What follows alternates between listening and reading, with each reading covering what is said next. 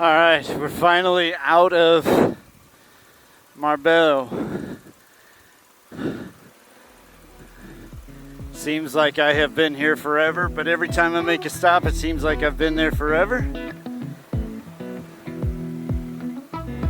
5 days. 5 days in this town. The only problem was the trailer lights, but some other things kept me here too. Especially that man across the street who became a very good friend in a very short time. He helped me immensely.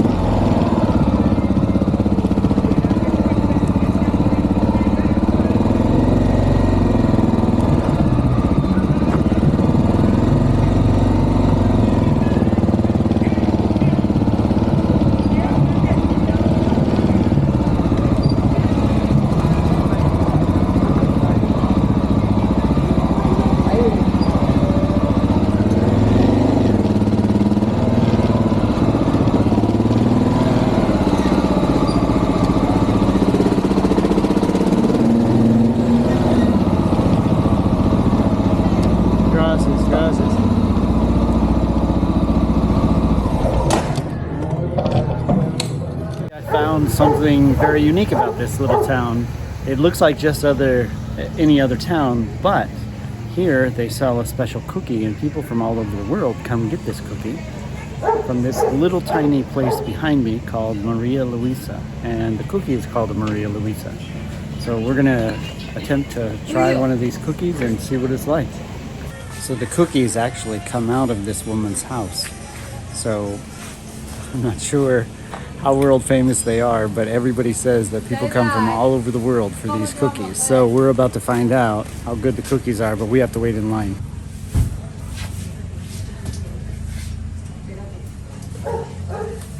So I think there's a factory actually that makes these, and she just runs the store out of her house. I don't actually think these cookies are made here, but I didn't quite understand the translation, so I think she's the retailer for the factory. Here we go. So we got 2 packages of the cookies.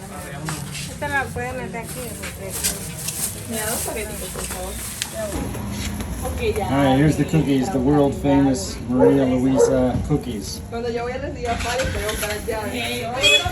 Because we're on a motorcycle taxi, what we will do is we'll take them home or to the hotel and then eat them there.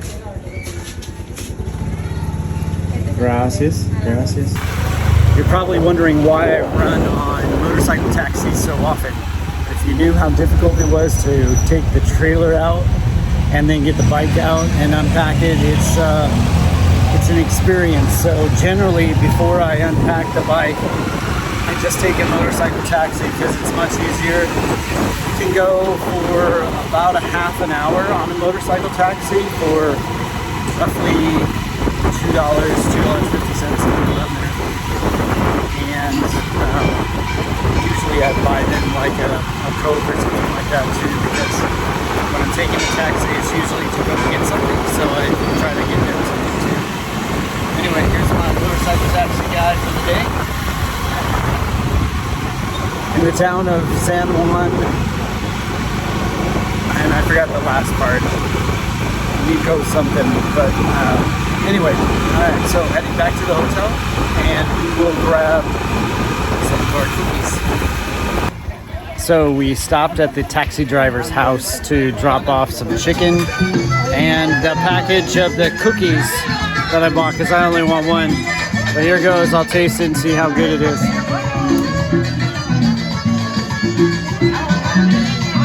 It's pretty good. It's pretty darn good. It's, sorry about the music in the background. It's like a cinnamon cookie. It's like a cinnamon roll with icing, but not really. I don't know how to explain it. So, but it is good. So, Maria Luisa in San Juan, Nepa, whatever. Alright, well, I'm going to get back on the taxi and we're going to take off.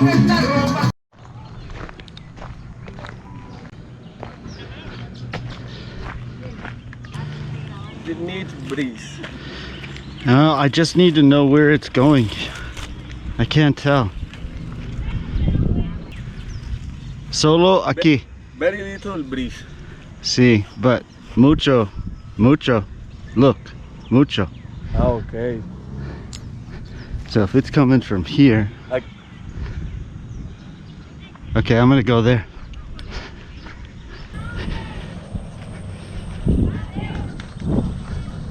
Man, that wind just keeps changing directions every time I look at the flag. There, now it's coming. Oh, I'm gonna hit turbulence off those trees.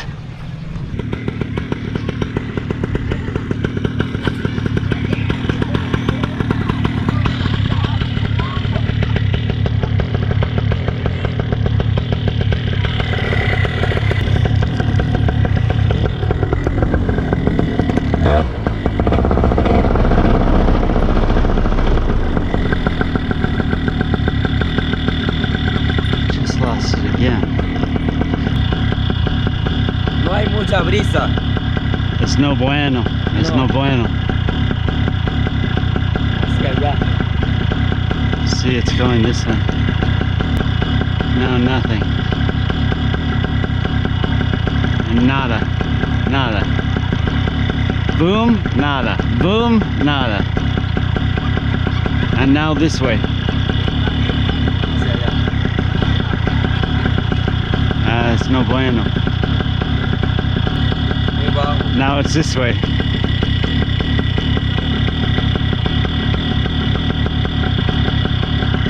No, I can't fly. Por eso, pero es que él dice que para dónde coge. Hay que ir constante, no tiene por las lomas, estamos en una colina. Coge para allá. Por favor. Hey, señor, por favor. Habla español. Lo que pasa es que aquí el viento no tiene un rumbo por la montaña, que estamos dentro de una colina.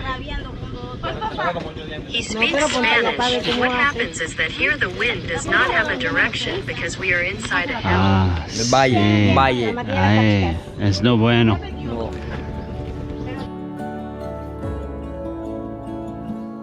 The problem is San Juan Nepomuceno sits in a bowl, which is surrounded by mountains on all sides. So regardless of which way the wind is blowing, you're going to get what's called a rotor effect from the wind on the back side of the mountains. Now, this doesn't just cause an uncomfortable flight, but can also be dangerous as well. But as disappointed as I was that I couldn't fly, things were about to get much, much worse.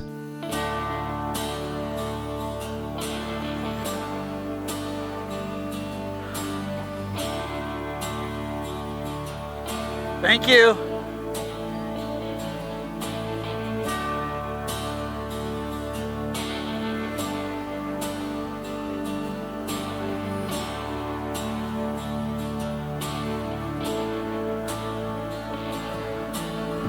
Well, I really wanted to fly, but I think I made the right decision by staying on the ground. So, I'm sorry, I really wanted to show you it from the air, but I'd much rather stay alive, so that was my choice. I can't risk crashing in a place like this just because I'm doing something stupid like pressing the boundaries too far. It's just not a good idea. So anyway, it is what it is. I think we finally got the trailer dialed in. There is one more thing I really need to do to it, but it's hard to explain. Where the ball hitch is, there's two pieces of metal that need to be ground off because it limits my turning quite a bit, and I think it's putting too much pressure on the ball. Alright, all these towns look exactly the same. They all look the same. Every one of these little towns. Alright, so we're probably going to hit a speed bump, and on that speed bump somebody's going to be selling juice. Let me see. Where's the speed bump? Well, maybe this town doesn't have a speed bump. Imagine that. Look at that soccer field. Wow. See these things on the road? They make you think it's a speed bump. They paint it that way so you slow down even though there's no speed bump. And that's why we don't have somebody selling juice there. Well, goodbye little town of La Plazzetto. La Plazolero. Or maybe that's just the mark on the map for the plaza. I don't know. Anyway, a rare town without a speed bump. This whole area, like for the last, I don't know, 5 or 6 miles, it's been nothing but tree limbs in the road. Look, it's been this for like 5 miles. This place must have been hit by a very large storm last night. And that's nothing right there. I've seen like huge, like half a tree in the road, and all of the workers are out trying to clean the roads. It must have been, look at that, all those trees down. Look. Wow, it must have gotten a very big storm last night.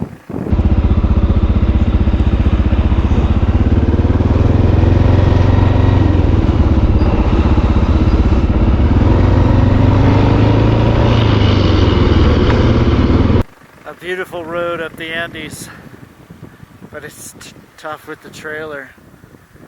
The ball hitch doesn't let me turn, and it's actually pretty dangerous. This right here is my tightest.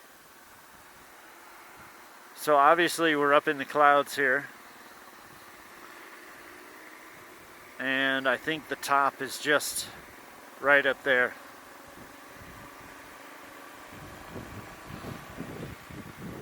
But I don't know if you can tell, but the road is just absolutely atrocious. And of course, for motorcycles pulling trailers and for big trucks, it makes it a little rough.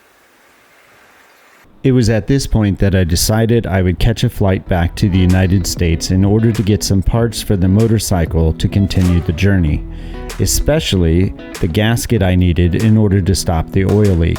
However, with the condition of the roads and the storm that had just come through, traffic was moving at a snail's pace, which would mean that I would need to cross over the Andes in the middle of the night. But in the back of my mind was the trailer hitch. Something wasn't quite right back there, but I couldn't quite put my finger on it. Unfortunately, soon I would know.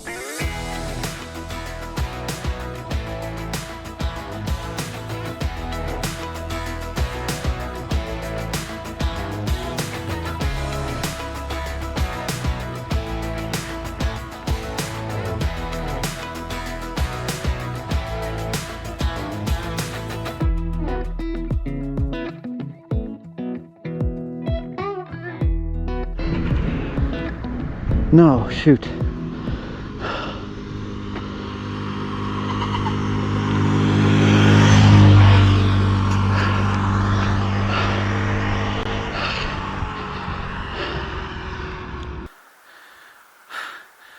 Okay, you're not gonna believe this. Let me make sure my camera's even on. Okay, it is. Yeah, trailer's across the street. You probably can't see it. I need to move the bike over there. The trailer hitch literally broke off of the motorcycle, skidded next to me for like, I don't know, 400 or 500 yards. It wouldn't stop. It broke the chain. Oh wait, no, it didn't break the chain, because the chain is actually connected. It's the weld that broke. All right, let me show you where the trailer is. The weirdest thing is, I don't think the trailer was damaged at all. It was like, it was going like 30 miles an hour next to me, and like, I'm like, oh crap. But the way it was skidding, it came off of that turn back there, and the way it was skidding, it was the smoothest thing ever. I mean, the trailer literally, like, 1 second I had the trailer, and the next second it's just driving next to me. Problem, I'm in the middle of freaking nowhere. I have got to figure out what to do. Okay. First things first. Alright, so the trailer ended up about where my light is. I drug it over to the side of the road here. Holy crap. How in the world? Yeah, let me shine the light on it so you can kind of see.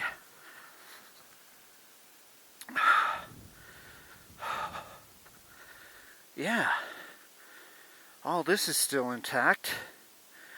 Motor's still good. Yeah, it literally just skidded on the tongue. You can see the L bracket where the ball is connected to the tongue. Just that weld literally just broke off the motorcycle. Unless it was bolts that sheared off. Maybe it was bolts. Huh. Oh, it's dark. I don't know where I am. I can't really leave the paramotor here. Oh, crap.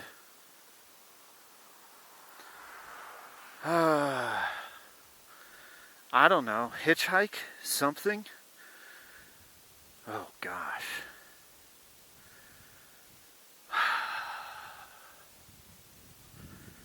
Phone call, phone call, phone call. I can't believe the trailer did not crash into a car or anything. Cars were coming the other way, trailers going next to me. Ay, ay, ay. Okay, well,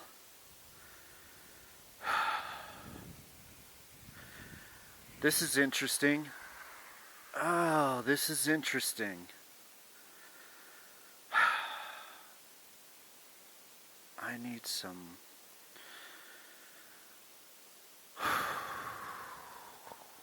What do I need?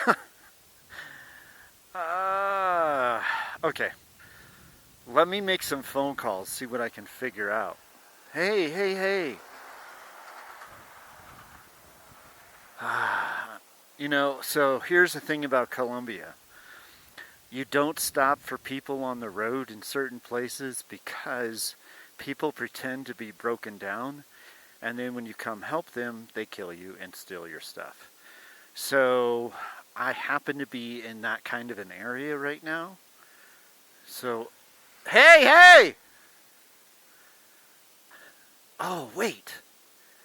Please, please, please. Oh, please.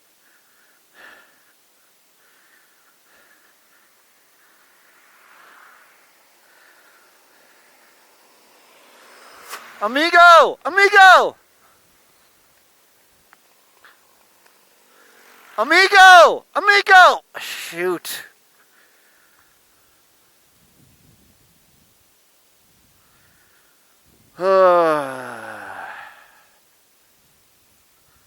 Yeah.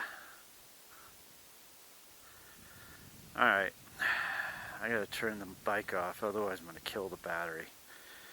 I gotta find a light and then figure out what to do from there.